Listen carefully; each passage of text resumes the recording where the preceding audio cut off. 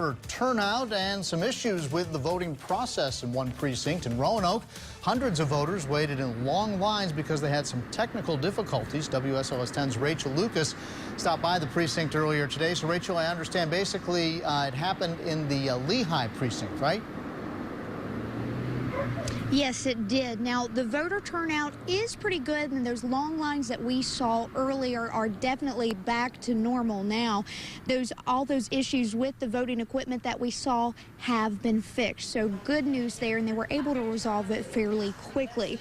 Voters who came in today to use that paper balloting system were given several options just before noon when we saw those long lines. They were told they could wait, they could go home, come back, or they could be given provisional ballots. I spoke to the chief election official about the problem.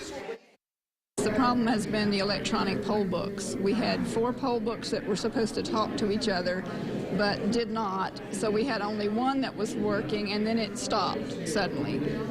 We had one of the techs to come out and fix it, but it did take a good while.